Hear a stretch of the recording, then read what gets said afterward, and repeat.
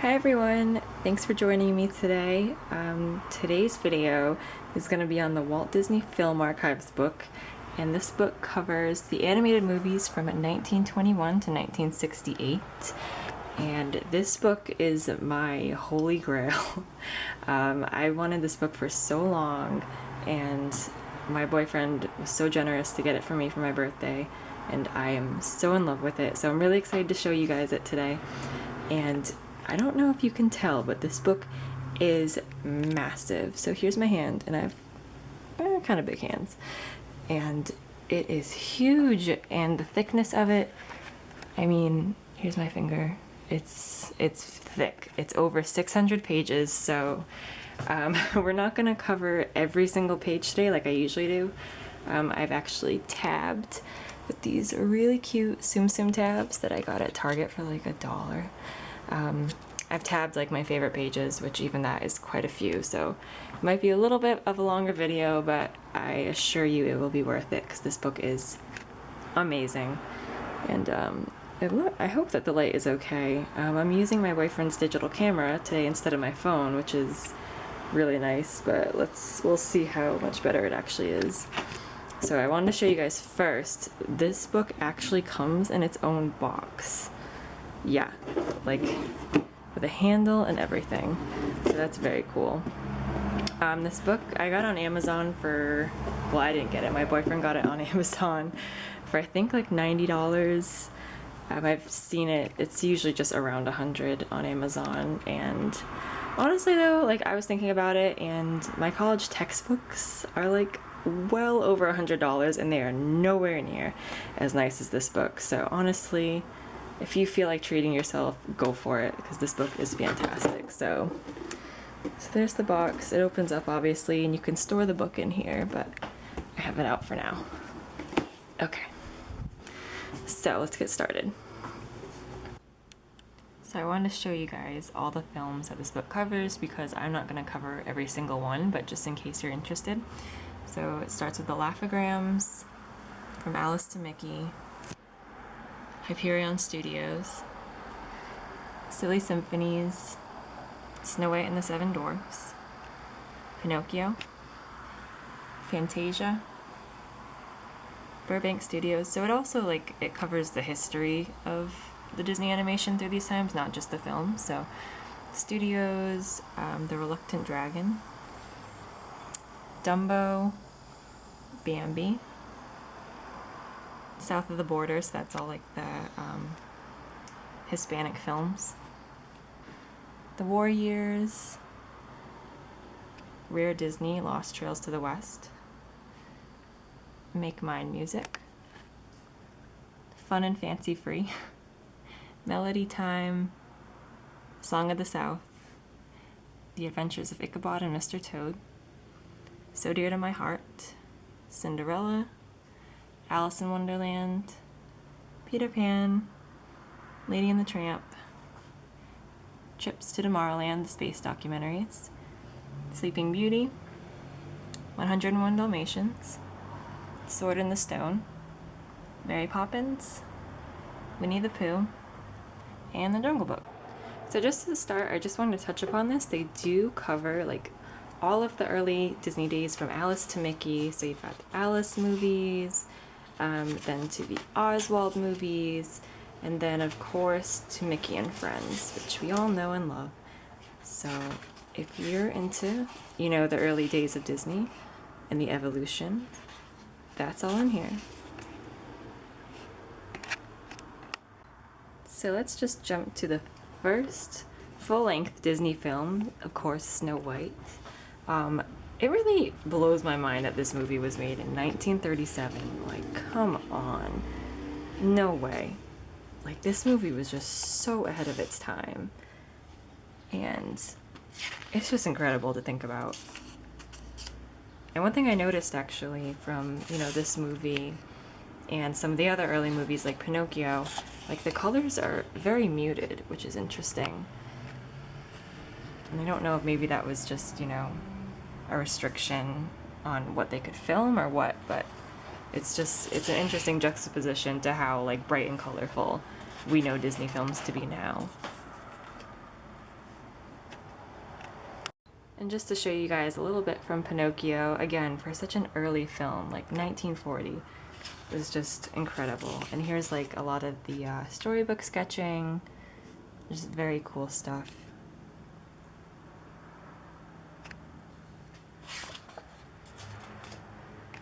Some beautiful paintings here.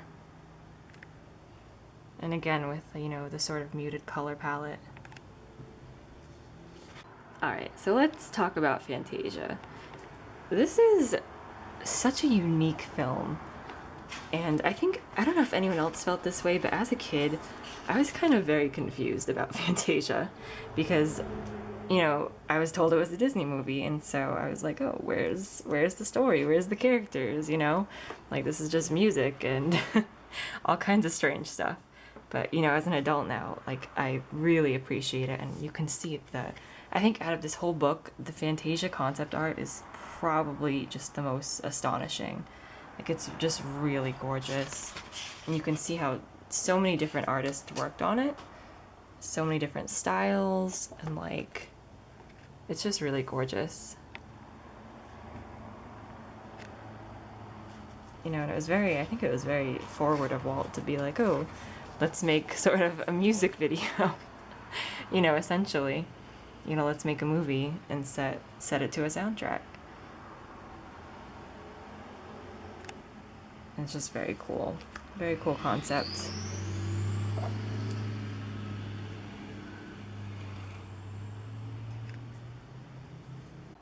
So next I just wanted to touch upon the south of the border section. This was during a time when the US government was trying to cement good relations with South and Central America, so they asked Walt to create a series of films that would showcase these countries. And so there's actually a documentary called Walt y El Grupo, and it's about the trip that Walt took with, they called it El Grupo. It was a group of his favorite artists, including Miss Mary Blair and her husband. And so if you're a fan of Mary Blair, and it's a really good documentary. It's like cool to see a different side of, you know, Disney. And that's where all of this came from. If you've ever seen, I actually really love the Three Caballeros. It's a really funny film. And definitely a lot of Mary Blair influence in there if you're a fan.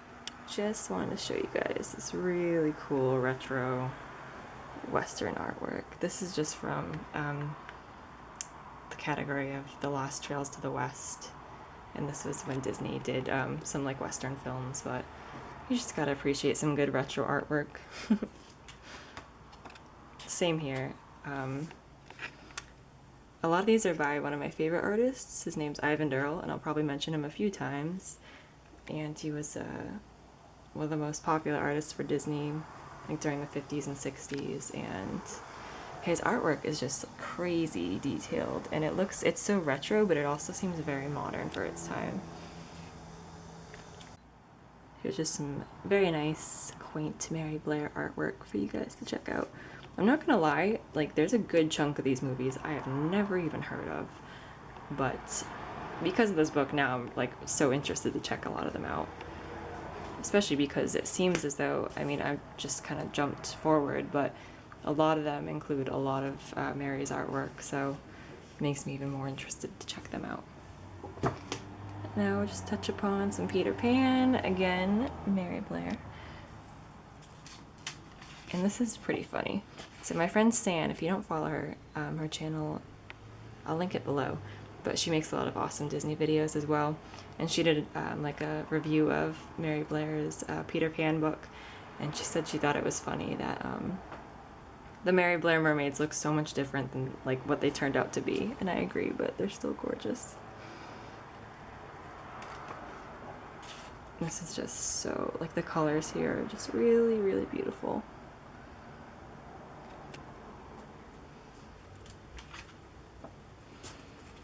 Oh, and this is actually from Lady and the Tramp, which is not my favorite movie, but this is just some really great Ivan Durrell concept art. Like, the colors here are just really gorgeous.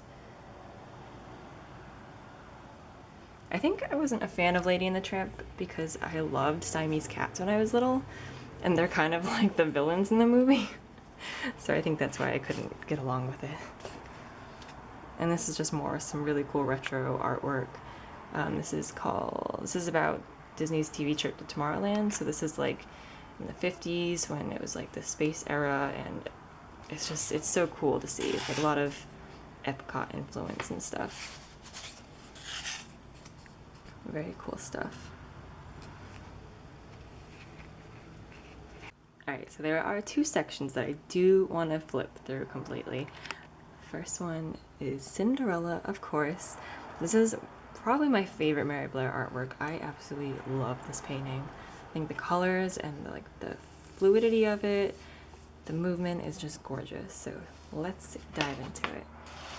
Again, I don't know if I've mentioned this, but in front of each chapter they do this like really nice layout of pictures from the actual movie, and it's just really pretty.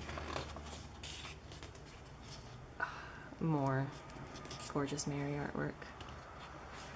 If you're a fan of Mary Blair, this book is just worth buying on that alone because there's so much of her artwork in it. Here's some sketches. This gorgeous concept art. So cool. So this, I don't know if you can see it, but this is like a real actress, and they took a picture of her and like sketched around it. Same with these. This is a real place, real actress, and then they've just sketched like the overlay of what the scene's gonna look like.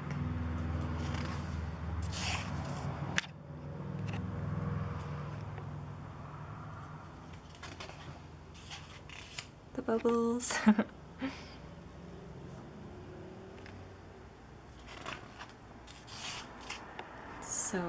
Such beautiful color. I love this. The stepsisters are so funny. And here's just a great Mary spread. All the concept art. These colors are so intense, and I don't even think any of these are in the actual movie, but it's just so cool to see. Fairy godmother sketches. Pumpkin, so cute. Wow, this is gorgeous. The detail on this is so cool.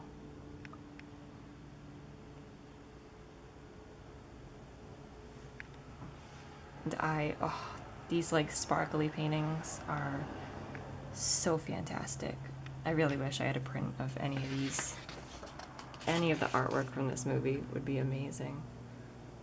I love the way she does the horses.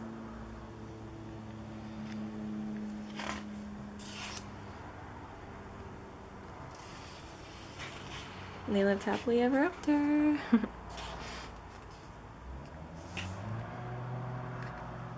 And here's a picture of Mary herself.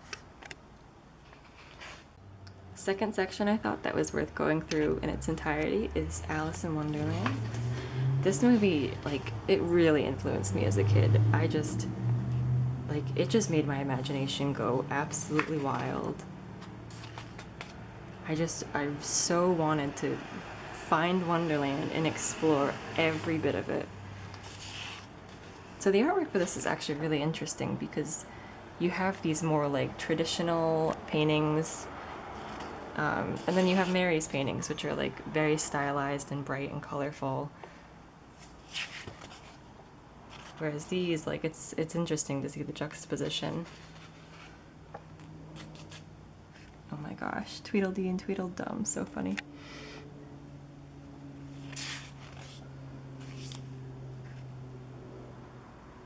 Very cool. I love this. I love the colors in this. It's so retro looking. I want to buy the Mary Blair illustrated Alice in Wonderland storybook. Because this movie is just, the colors are so fantastic, and it's magical realism at its finest.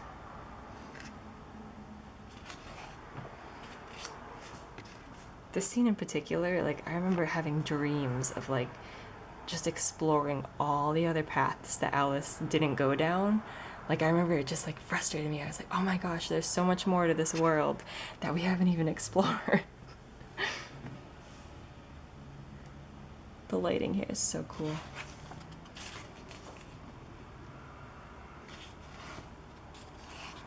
Look at this. Look at this pink castle. This is gorgeous. The hearts. So cool.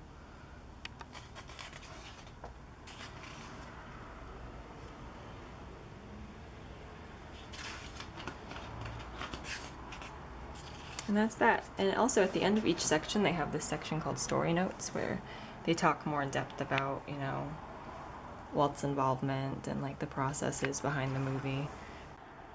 So Sleeping Beauty has actually become a recent fave of mine. Oops, sorry. I feel like as a kid I didn't really appreciate it as much, and it kind of gets shadowed in my mind by Cinderella. But the artwork for this movie is so phenomenal. If you ever get a chance on YouTube, look up like the making of Sleeping Beauty, and the behind the scenes stuff is just so cool. So let's see, I just tapped a few pages here. This is more of Ivan Durrell's artwork. Cool colors, very, lots of movement. This is very cool. Look at the colors in this stack of, oh my god, what are these called? The spindle wheels? So cool. It's so medieval. I don't think I ever really realized how medieval it was.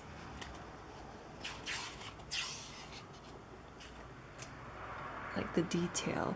That's what I think blows me away the most about the artwork for this film is like it's so detailed and it's so realistic, but yet there's just like look at this, look at these trees. But then you know that it's just like it's still a movie. And like this obviously isn't how trees look in real life, but it's so, I don't know, it's just very magical. Here's some Mary Blair. I don't think I think of this as a Mary Blair film either, but there she is. And just the colors are absolutely gorgeous.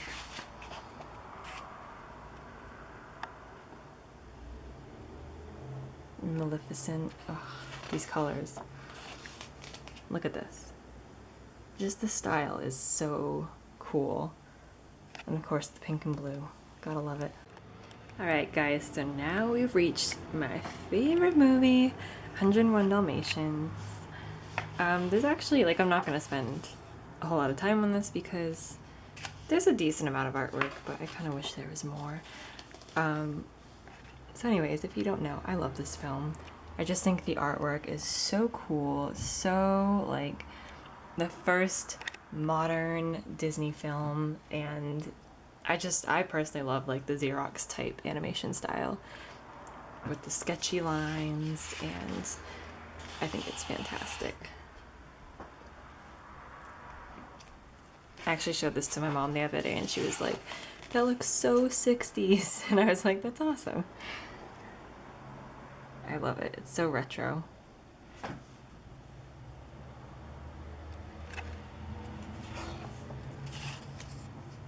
But yeah, like I said, there's not too much for this section, unfortunately, but there's enough. If you ever want a good time, just go on Pinterest and search 101 Dalmatians concept art, and the background art for this movie is so gorgeous. Here we go. Half my Pinterest is pretty much just 101 Dalmatians concept art. It's just the colors are great and just the detail is great. I love it.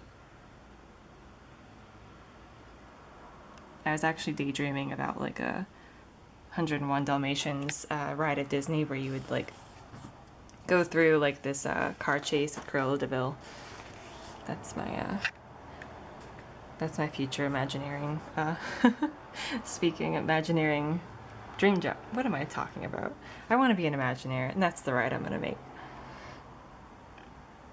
Very cool. And of course, we have to touch on Mary Poppins because this movie is just so timeless and so fantastic. And honestly, this is one of the coolest Disney movies. It was one of the first movies to incorporate real people and 2D animation at the same time. It's very cool for its time. This art is gorgeous. Who's this by? So it does tell you in these little things who this is. 2.11. Oh, so sometimes it doesn't actually say. It could just be, you know, Disney art. Unspecified artist. Just so cool. And Julie Andrews, like, come on. Coolest lady. I like if Julie Andrews and Mary, oh my gosh, I'm sorry. People love to speed at the stoplight near my house on motorcycles. Like if Mary Berry and Julie Andrews could just get together and start a show, there would be no other show I'd have to watch for the rest of my life. Just such classy ladies. So fun. Alright, and I just wanted to touch on Winnie the Pooh. There's not very much on it in this book, but I always thought the illustrations for the books, and is there? I mean, there must be a movie. I've just never seen it. It's just so cute. And lastly, of course, The Jungle Book.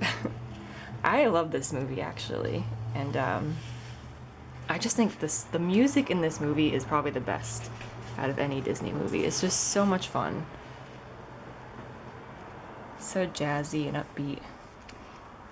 And I have to say, I watched the live action Jungle Book, and I was not a fan. Sorry. It's just, I feel like part of the magic of this movie is the fact that these animals are animated, and like they are doing stuff that real animals can't do, and that's like the magic of it. And I think that it just, I don't know. I thought the live action movie just wasn't that fun. It's a little bit too heavy, honestly, and I think this movie like needs to be kind of lightweight and fun. Really pretty ink drawings. I could make a whole video on its own about my thoughts on the live action Disney movies, but that could be a whole video in itself. This is very cool. This just screams Animal Kingdom to me. Very fun. And that's it. Well, a few more pages actually. King Louie. But that's pretty much all I had, and that's the end of the book. So I hope you guys enjoyed this. I'm sorry that I couldn't show you everything, but like I said, it's 600 pages and we'd be here all day. And I feel like this video is going to be long as is. So if you guys want to see anything else from this, or if you have any questions, please ask, and I will be more than happy to answer them. Yeah, so thanks for watching, and I'll talk to you guys soon. Bye!